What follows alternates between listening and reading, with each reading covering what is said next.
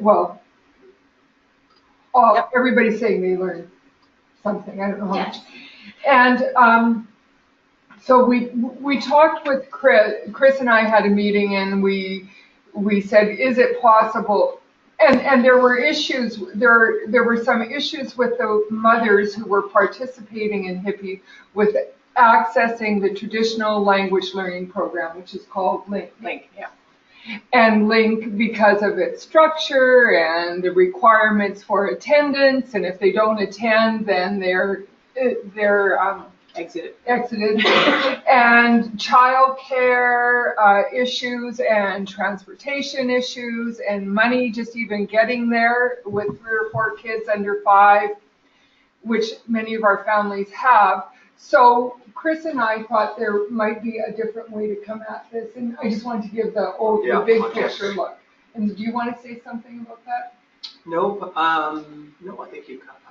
Okay. So we were at the right time. We were at a good time with IRCC. Yeah. Because they're looking for innovation, and they like HIPPY.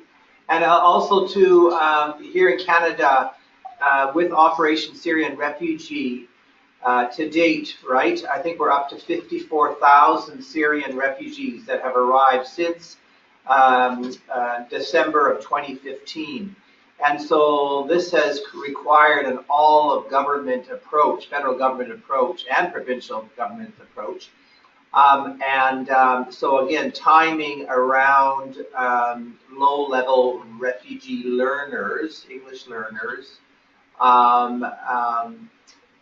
allowed us to develop this proposal, this innovation, and to test this and potentially, use what we find as part of a new integrated, Mothers Matter component, perhaps in the future, that specifically targets low-level refugee women and children. And so we were in this lucky position where IRCC came back to us and said, we want a proposal now. Yeah. And it was out of the cycle, the funding cycle. Yeah. It's an extraordinary one. And because we'd already laid the groundwork, we were able to quickly respond. Yeah. We've lost volume on Miriam. Oh, the sound went out. I can't hear. Okay. So now you have to learn how to lip sync. Can you hear me? Yeah, we can hear you. In and out. Kissy, do you still hear them? Yeah. You still hear them? Can hear the. Yeah, I can hear the group. You don't hear me either. I can hear you too. Can they hear us? Yeah, we can hear you. We can hear. I don't hear. But I don't think we can. They can hear me. Yeah, I was hearing. Miriam, try saying something. Try saying something. Hi, how are you? No, she's not hearing us at all. Say something. Yeah. Oh. Okay, Does she not know that we can't hear her? Oh. She can hear. That's it. Got it. Oh, okay. We can hear you now. Try again, Miriam. I can hear you now. Don't know what happened. Okay. Well, there you go. There you go. Don't know what you missed, but. Yep.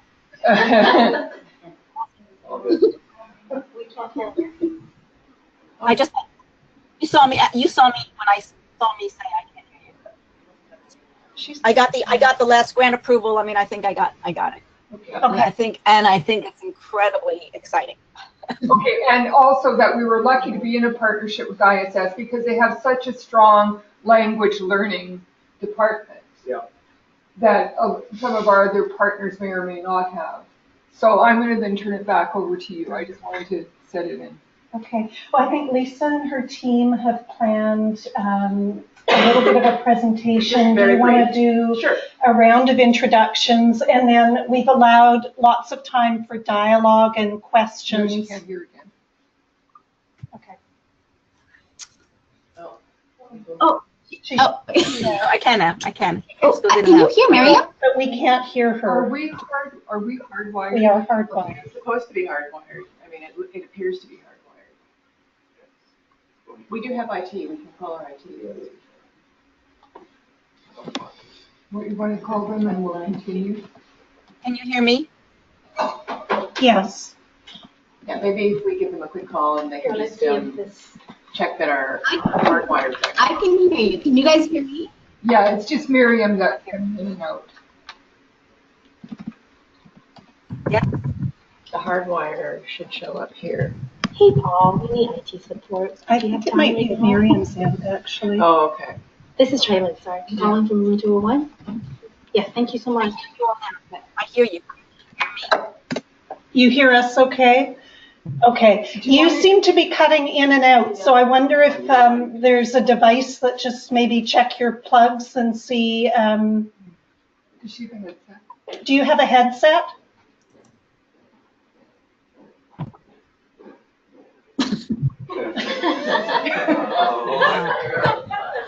That's like my desk. Okay, as long as you can hear. I hear you. I hear you for Yeah. Okay, perfect. All right. So what we'll do is each person will introduce themselves as we pass it over to each other. Is that all right? Sure. And it just occurs to me that within the rounds, the HIPPY staff won't have a chance to do that. So maybe if you could at least introduce yourself to Miriam before the curriculum development team starts, because they'll introduce themselves as they speak. Sure. So maybe they should do that now. Yeah. Sure. I don't know if you want to come to the front here so you can be seen. Because this is a two-part integrated process where HIPPY and the language components will fit together, in our view, seamlessly. So it's important that everyone is together. Hi, everyone. I'm Traylon Meyer. I'm the manager here at the ISS HIPPY site. And this year we have 7 home visitors and 1 training coordinator. And we're helping about 85 children and about 65 parents. Hi, Miriam. And Nice to meet you. yeah, Miriam and Kizzy. so this is Shinda. This is the coordinator for HIPPY Vancouver side. Nice to meet you. And Shinda started as a mother in the program. Yeah, And she's now the training coordinator. I was his mom and then home visit and now training coordinator. I think that was what we want to add IT, right? If it's with hardwired. We just want to check and make sure our hardwire is working. It may be on We think it may be Miriam's having sound cutting in and out. But we'll just make sure that our hardwire is working so that there's any issue. Especially because we've got that next session. Yeah. So sorry, Miriam, we're just checking the hardwire briefly to make sure that it's not going to cut out. Yep.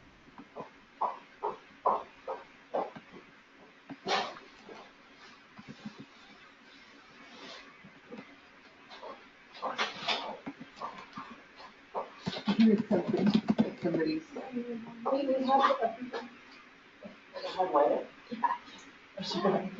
Yeah, we're already plugged in, but Yeah, it sounds it's all okay. good. Okay. It looks like it's her equipment at the other end. Okay. Okay. Thank you, Paul. Thank you for coming down. Okay. Back to Lisa and her team. So hi, Miriam. My name is Lisa Herrera. I'm the lead instructional coordinator for the LINK program at ISS of BC, and I'm taking on this role as the project lead of the curriculum project for HIPPY. So first of all, I want to say on behalf of our curriculum research and development team that we're very excited to have this opportunity to be working with HIPPY Canada to add the English language training component to what we know is already a very successful program for immigrant mothers and their children.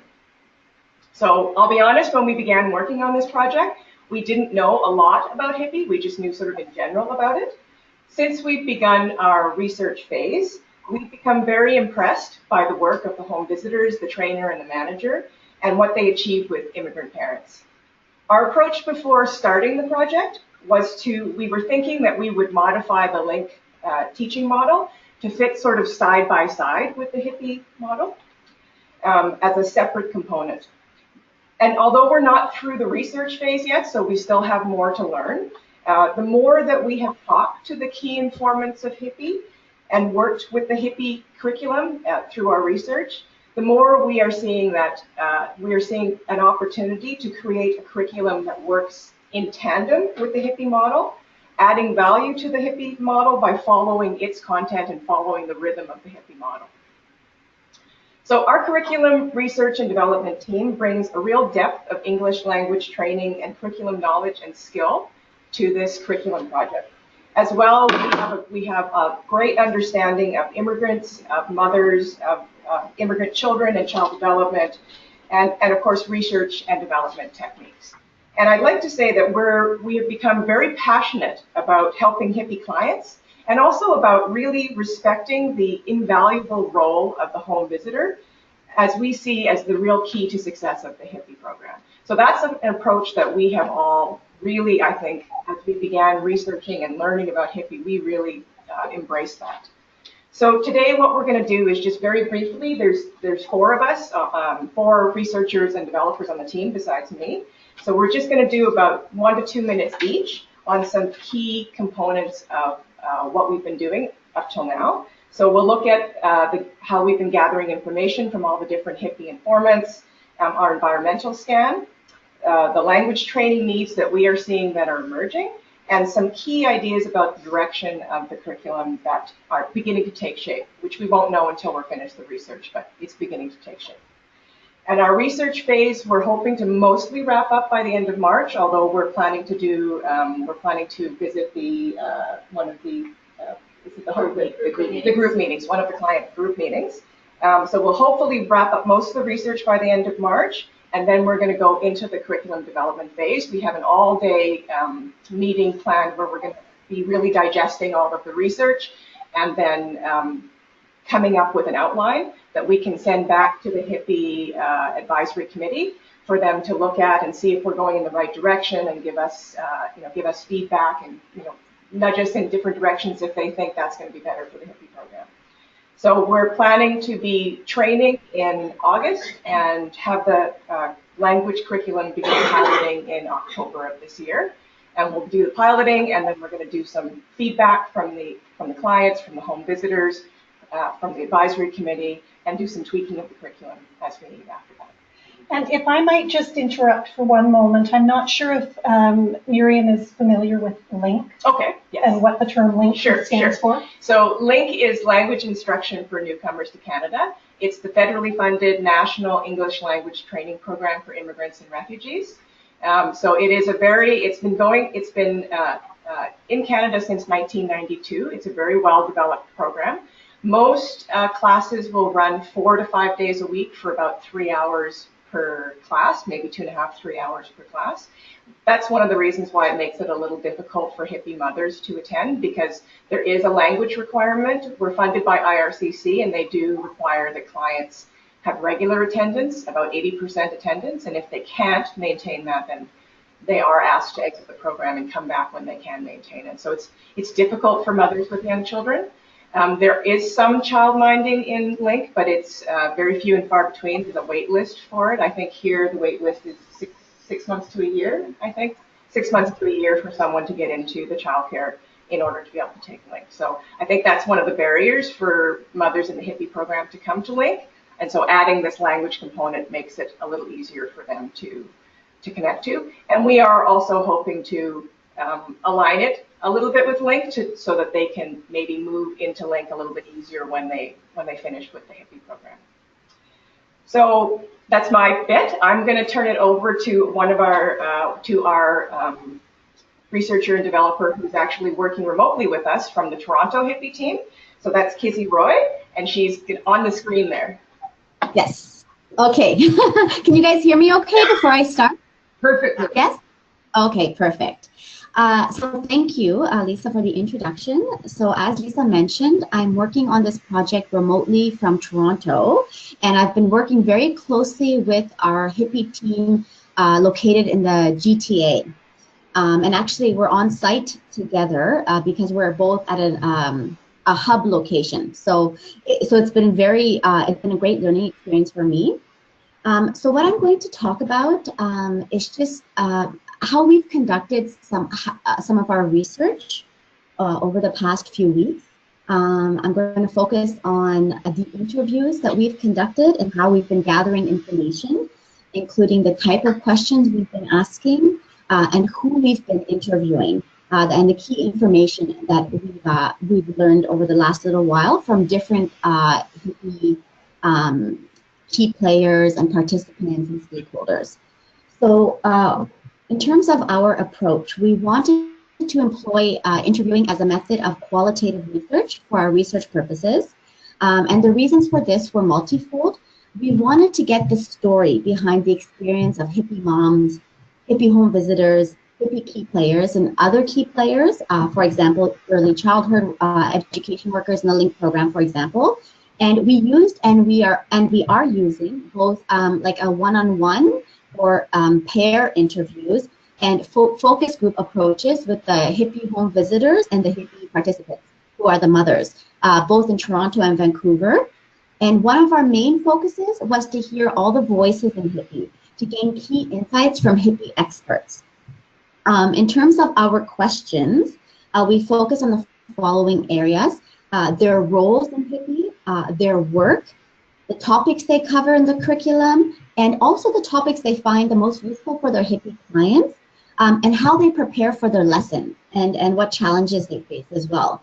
Some of the key information that we've been learning has been client characteristics, some of the client challenges, some of the challenges for the home visitors, the community resources, especially those that are most often referred to the HIPPY moms, and what they need, and what would work in terms of development of a HIPPY language curriculum. We've got a lot of great insight into that, as well as potential topic areas to focus on as part of the curriculum development.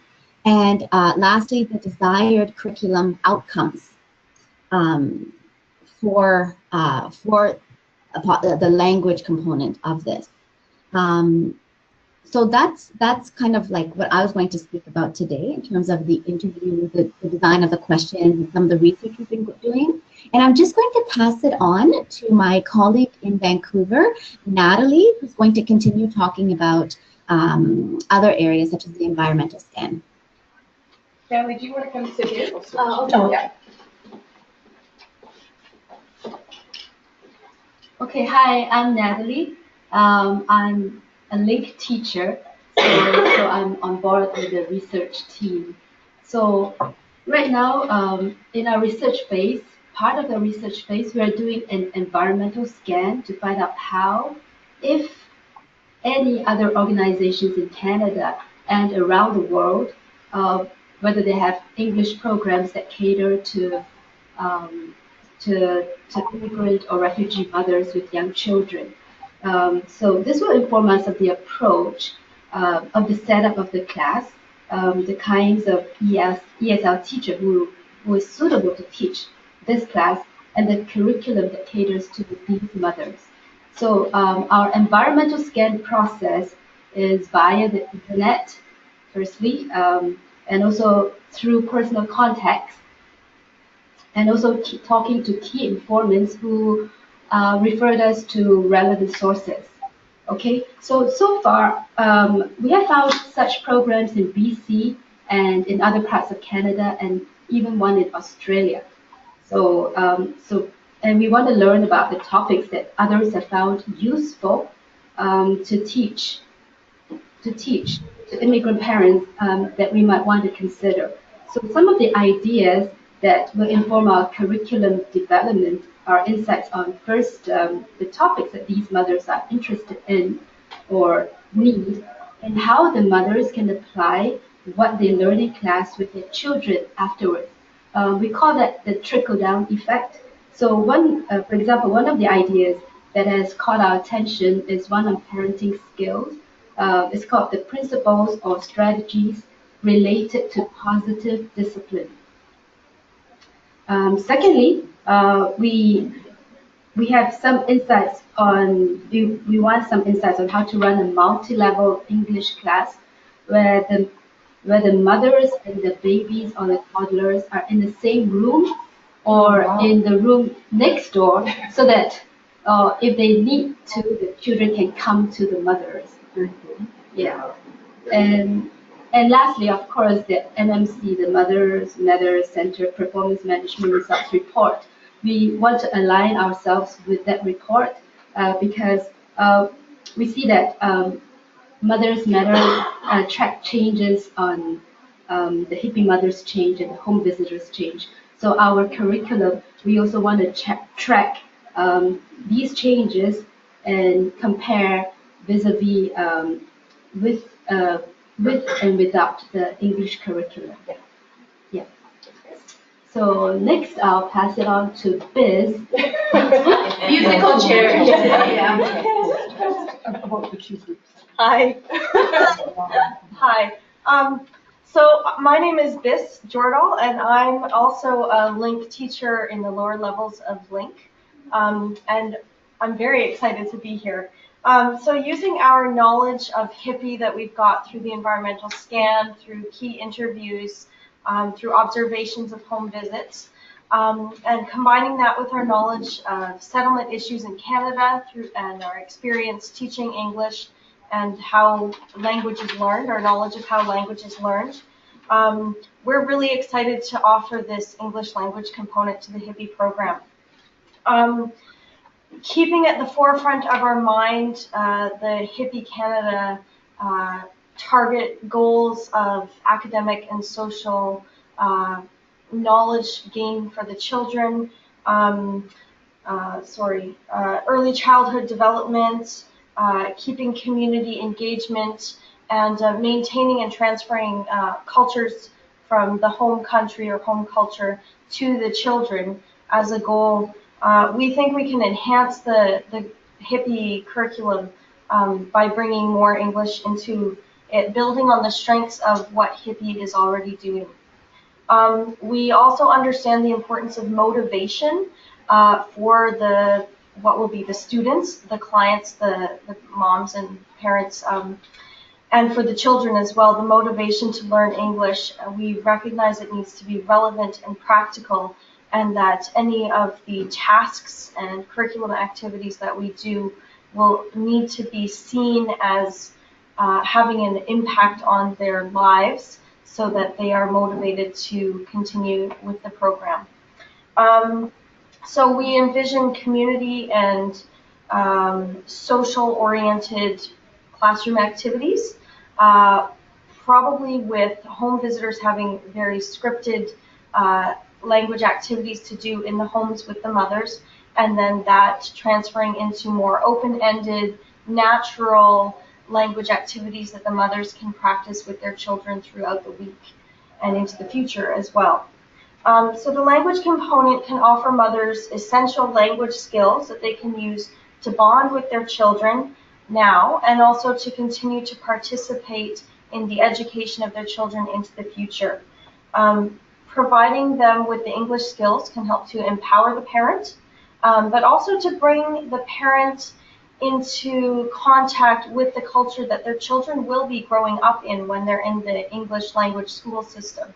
So not so that the parents can lose their culture or that the children can lose their culture, but that the cultures can be connected, that the parents can understand what their children are being what culture is embracing their children, and so that they can talk about assumptions from the culture and have communication between the cultures that are combining, in a sense, in the child, so that they can maintain and transfer their own cultural understandings to their children in the language their children are going to learn very quickly. So teaching parents the skills to ask open-ended questions or practice listening to expressions of emotions from their children or critical thinking, to be able to participate in medical appointments or doctor's appointments, parent-teacher interviews, to talk about their own experiences and cultural understandings in English as well as the first language, are just some of the examples of how we believe the English language component can empower the parents and strengthen the family's unified ability to live full, productive lives in Canada. I'll vote for you as president. I don't want to go down there. Now I'm going to hand over, the question is how to do that. And that's Michelle's job. So Michelle is going to talk a little bit more about. By tomorrow morning, I hope, right?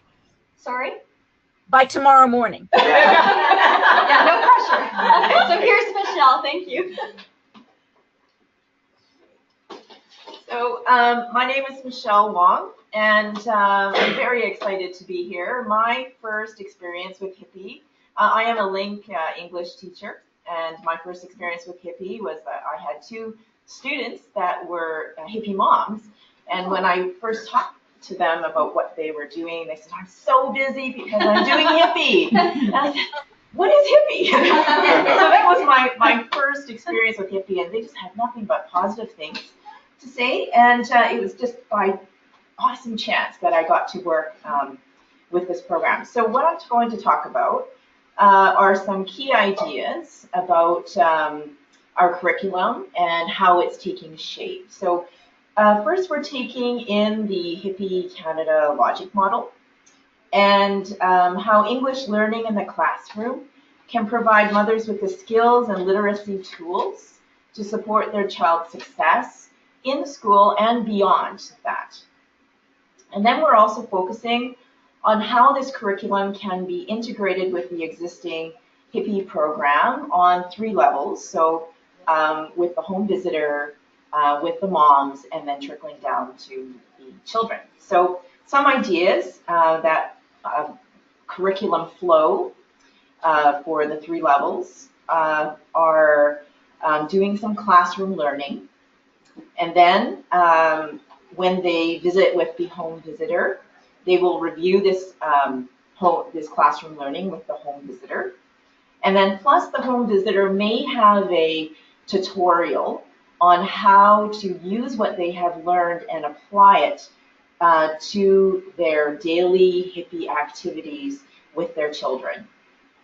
And then after that, when the mom is doing the activities with their children, the parent will deliver this integrated learning with the child. So for an example, and this is all a big sketch, but just to paint a clearer picture, for example, if the moms are learning question formation in class, so for example, WH questions, they would then review this question formation format with the home visitor and then learn how to apply these question formation tactics when interacting with their children. So for example, what is your name?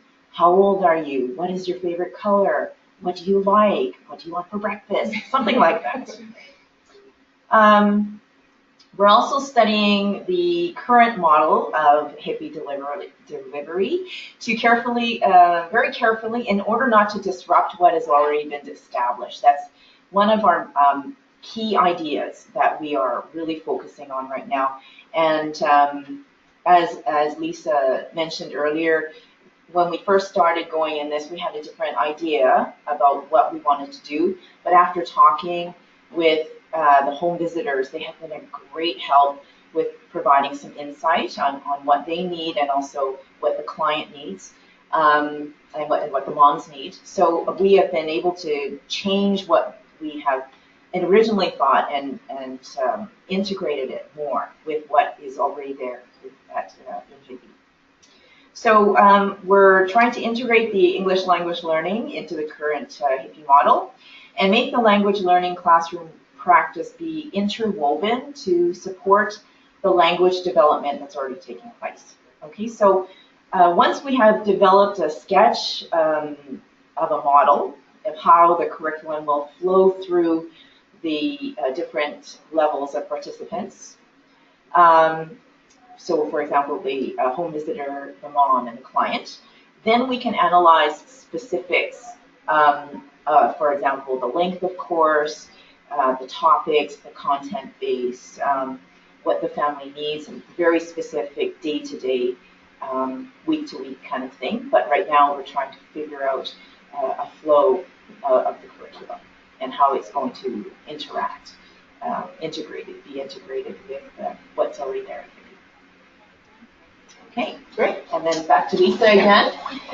And Miriam, just while Lisa's playing musical chairs here, we did want to, let you know, because we kind of dove right into the curriculum here, that the home visitors will be provided with extra hours to carry out this work and extra training with the instructor and through their HIPPY process already that's in place with their supervisors. So there are resources in place. This isn't being just tacked on. We were very thoughtful that we wanted this to feel like it's value added for the moms and for the home visitors. And I can honestly say that this process to date has given us an opportunity to introduce HIPPY to people who really didn't know what it was all about before. And I won't quote the source of this, but someone in the room when they first heard about this said, "Yay, more hippies." So just to know, we're trying to keep that tone of excitement rather than burden. And I'm going to turn it back to Lisa, and then I'll come back with a bit more about the evaluation. Sure. And I actually don't have much to add. I just want to say that I hope that you can see, Miriam, that our team is very, very excited. They're very passionate about what we're doing. The more and more that we have learned, I think the more excited we become. And many of the people on our team are mothers ourselves. My kids are grown, but some of them still have little kids. And the idea for us, being teachers and having taught immigrants all our lives, to be connecting with mothers and helping them with bringing skills to their kids and helping them with integrating in the school system, and adding to this what we see to be just an incredible program that HIPPY already is. Being able to add something to that, I think, is something that we have all become very, very excited about doing. So I hope that communicated through the presentation that we did, because that was something we really wanted to do. That, and we wanted to make sure that it was really clear how much we deeply respect the program that is already there. We know that it already works, and so we do not want to be doing something that would change anything that already works. We really want to make sure that what we're doing adds to what is already working, and as people have said, really motivates the mothers, really makes them feel like they're getting something extra from the language component. So that's just how I want to wrap it up. And I think from my perspective, I think underlining all of this is this is a social innovation. And the way I look at this is that as an outcome of this project, I can begin to see the potential of a Canadian-made international promising practice as a complement to HIPPY delivery in other countries. And so although the tools, the evaluation, the curriculum is being developed for intended English audience, I think the findings and the evaluation arising from this special project, I believe, from the work that's been done to date, already has the potential of a new international promising practice. He could be president as well. Vice president. Sure, you don't want to dethrone me that quickly. So now I'm going to take just a step back from that big vision and just building on that. Our hope is really that, we're in the process of recruiting an external evaluator who will be with us throughout the 2 years remaining in the project. And so they'll be looking at an evaluation of the process and also the data that has been collected, as has already been mentioned. There are indicators that will be put into our ETO system, and so there'll be lots of data to look at. The moms will be participating in a language evaluation, so a pre-test as well as a summative at the end of the process. And we will also be measuring a control group of HIPPY moms who are not participating in the process, so that we'll have some indicators. And certainly what we're also, our vision in between what Chris is presenting is that we really hope that this will be able to be rolled out to all of the sites across Canada And of course, our second national language here is in French, so we can see that there might be applications very quickly for a nationwide rollout and French. And we've even had questions from our Indigenous communities about how this might work for those. We have a lot of language reclamation happening in Canada, so children are relearning and communities are recapturing their native languages. So there may be some applications and interest there too. So I think those were just some of the things that are happening. So in terms of kind of the dose of this program, we're looking at adding some extra time for the home visitors to do the English during their weekly home visits. The home visitors will actually be benefiting through their own language skill development, learning to be TAs in the 2 weekly sessions with their families, and having some extra training with the instructor and their supervisor together on that weekly basis to integrate not only what needs to happen in terms of HIPPY for the families if they're experiencing any challenges, but also in terms of the English language components. So we're sure that you have lots of questions from your end. Oh, and hang on, Debbie has something to add. Just so you get a sense of size, we will pilot it in 2 locations, Vancouver and Toronto, and we'll have 3 home visitors. 3 in Toronto, 2 in Vancouver. So the Vancouver home visitors have 10 families each. In Toronto, they've got 3 home visitors just because of some workload issues, and 7 families each. Right. I keep forgetting that. And so kind of a small sample, but, you know, the best we could get, I think, at this point. But there are enough home visitors that we can adjust for variation in home visitor skill and commitment. And I just wanted to hit a bit, because I'm sure it's going to be one of your questions. I just want to reiterate something that Christine just said, is that the home visitor, so what we're planning is that there's going to be 2 weekly sessions, community-based learning sessions, that might be in the library or might be if they're in social housing very, very close to home. And those are going to be, right now we're budgeting it for 2 hours. That's correct. 2 hours each. And then the home visitor will have an additional 30 minutes. And we'd gone to an hour and then we went back to 30 minutes because we thought it's not going to work. So 30 minutes. So the home visitor will also attend both. They'll have an additional hour of weekly training. Then they're going to attend both the learning group sessions. And then they're going to spend 30 minutes with the mom in the home, kind of following up. Yeah. Just so you get a sense of what we may decide that that's not the right, as you move along. That's right, yeah. That there's that openness to say maybe one's enough, or maybe 1 3-hour session, or so that's all. I just wanted to give you that framework. Okay, to you, Miriam. Great.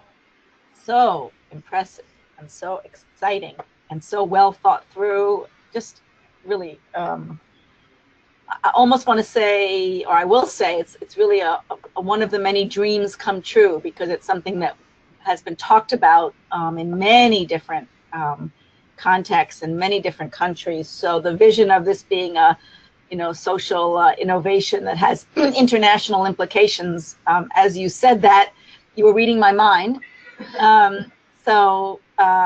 Just really, so first of all, major kudos and congratulations on the good thought and care that's gone into this. And it's clear how organic and respectful and well thought through the whole process has been. So, my hats off. It's just incredible. Really, really great. So I have lots of thoughts about different things that you said, but I have a couple of questions first about what Debbie was just saying. So let me, just to clarify, so I have it clear in my head, the groups that will meet in some local community session, will that be taught by a teacher or also by one of the home visitors? There will be a language instructor who will have the home visitor working as a teaching assistant during all of those classes. Yeah. But there'll be a certain kind of a trained, certified language instructor, like one of the many of you teaching this class. That's great. That's great. The language instructor will be employed half-time, so they'll not only be available to instruct, but they'll be available to coach the home visitors throughout the week.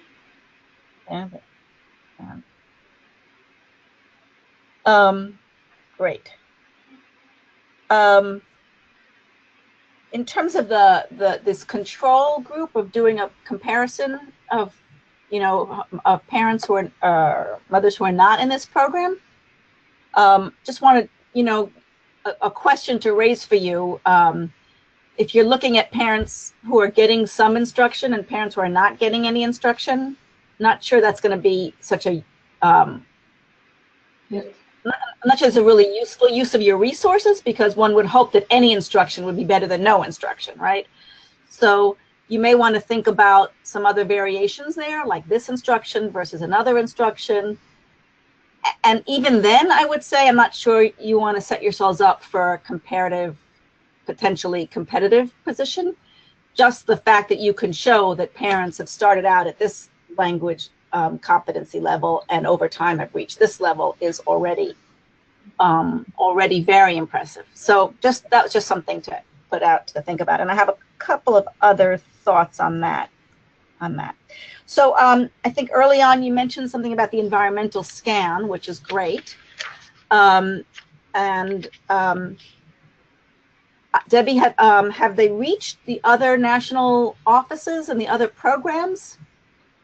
Because I know that there are lots of little informal things going on in teaching English along with HIPPY. And so I just want to make sure you get whatever else is out there.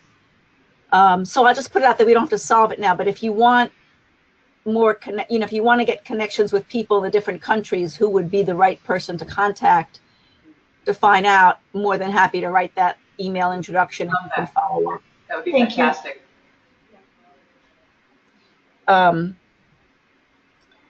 So another thought, in the HIPPY curriculum, you probably know this already, but in the HIPPY curriculum, there are these, there's a glossary there, kind of, we help parents understand not just what to do with the child, but why you do it. So there are all the key concepts and learning goals.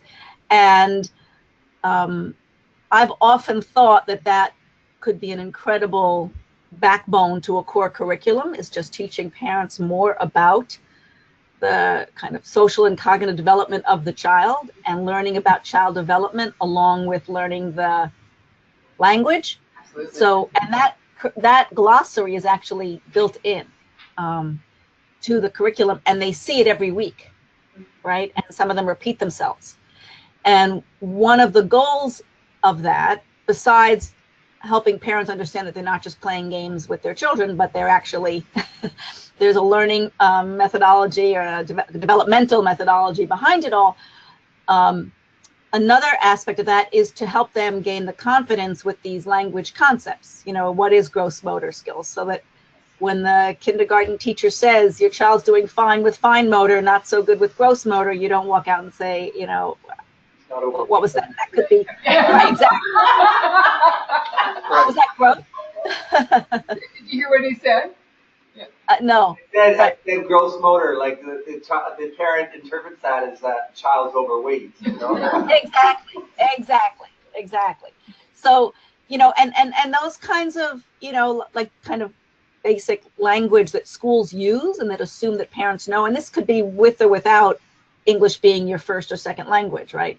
So we introduce those concepts so that parents start to feel comfortable with it, because there's no magic behind these. You just have to put them out there and teach people what they are. So, so I want to put that out there as a maybe something for you to look into. You spoke about, honoring and respecting and maintaining the mother tongue and, you know, the home culture, and in addition teaching English, and that's a, you know, as I, you know, probably better than I do, a dance that you'll have to do all along. So it's just, you know, important.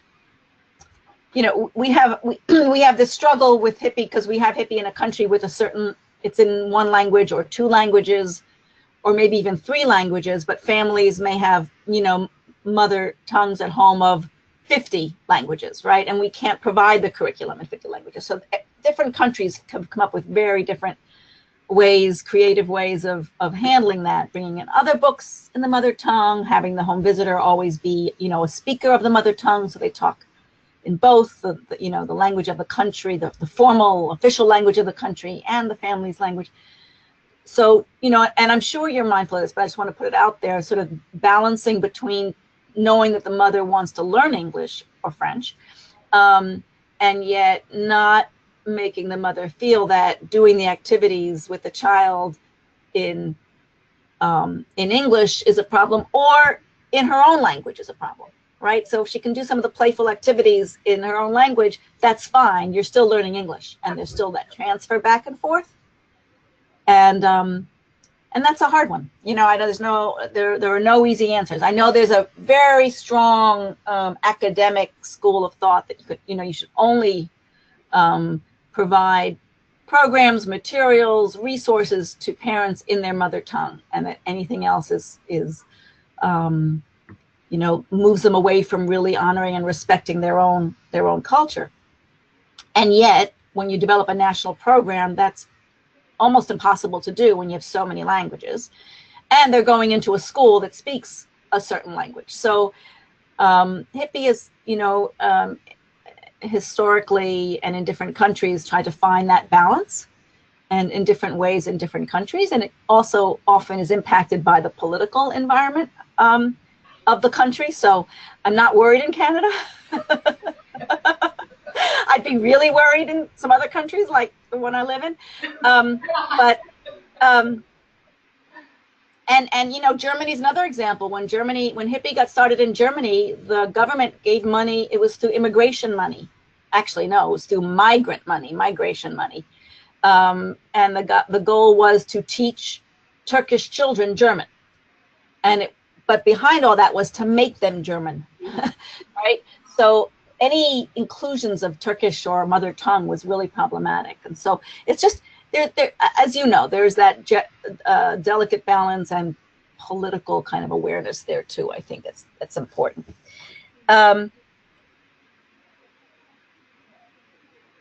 Coincidentally, there is a project happening now in one of our newest countries, in Liberia.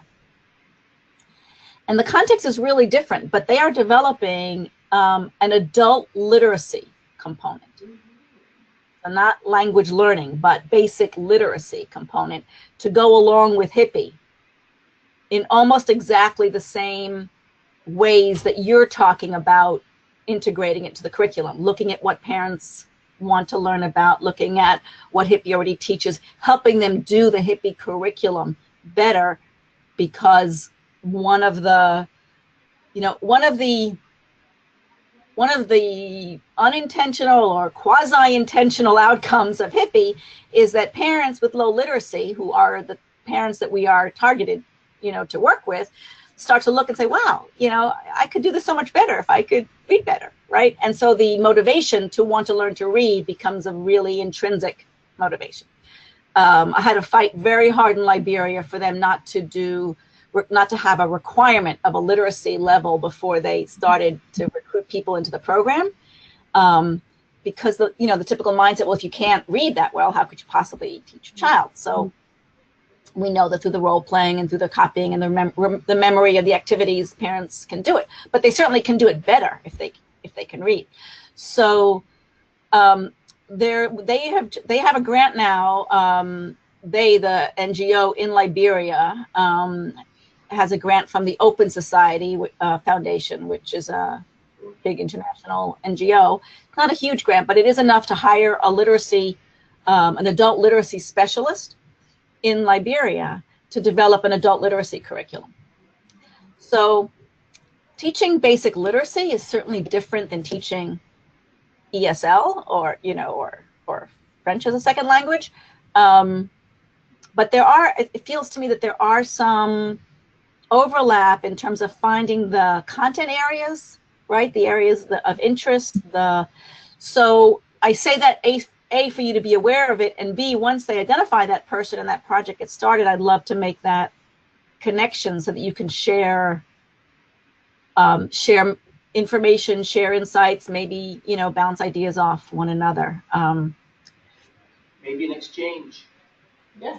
Yeah. Love that. Love that. I'd be happy to facilitate that in any way. We have an amazing NGO partner in Liberia. It's called the We Care Foundation, and they have a library in Monrovia, and they're focused on literacy and early childhood education, with a really great coordinator. I'll show you a little bit. If those of you who will be here later, I'll have a little piece to show about what's happening in Liberia. Just to give you a heads up, the other group is going to start to come in 2 to 3 minutes, and we're going to lose this. So people are standing outside, but it's probably time for 1 or 2 more questions. That's it. That's good. Are you sure? But you're going to be coming to see us soon, right? I am. I promise. So with my passport. We can pick it up then, and maybe even know a little bit more by then. And we think we've got another kind of interesting innovation starting.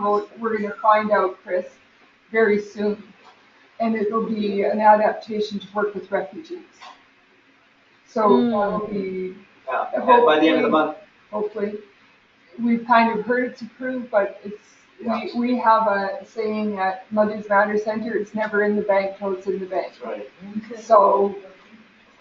And clear the bank. I just wanted to pick up that point about the adult literacy, because in the LINK program we do have many learners who are at a literacy level, and we do have documents that we use in the LINK program to work with adult literacy learners who are learning English at the same time.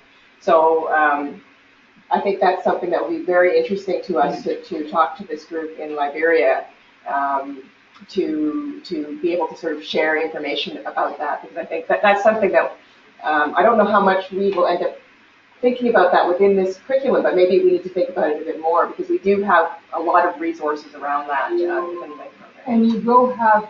I don't know who the person would be for me. Let's talk some more about this, because maybe we can actually formalize the connection, and maybe you could there's very little money involved, but with a small addition, maybe be advisors to them. So that would also inform your work, but it would, Yeah. So let's follow up on that. Because we do have, we're a leader in this area in Canada, the adult literacy, English language literacy. So we've got specialized staff, instructors that are only focused in literacy. So if there is a way through a creative partnership, collaboration, exchange to support, and also for us to learn as well as share, then I think that would be, very exciting. Fabulous. And one thing that will be true is some of the parents that participate in this program are going to have low first literacy. Yes. First, and I wish to chime in, but Shinda, there are quite a few mothers with low first language literacy that will be participating. So it's probably going to be both things happening. Yeah, correct. Right. In Liberia, there's low literacy and there's low literacy. Well, but there is here too, Miriam. There are some of the Syrian mothers who are coming with next to no literacy. That's right. No literacy in Arabic. In Arabic. Yeah. Okay. Yeah. So thank you, Miriam. I think we're going to give you a quick opportunity to freshen your tea. We're going to switch over to the other link. Kizzy, I hope you have the second link for 10 o'clock. I sent you guys a note. I have to leave to teach. Okay. So I booked off this 1 hour. That's okay? Okay, perfect. I just Thank you so much. Miriam something. Sorry for being rude. Miriam, you can't, like, Wazi, can you show a video on GoToMeeting? No, Debbie. Okay. I'm gonna share my screen and then show it on. I have it all set.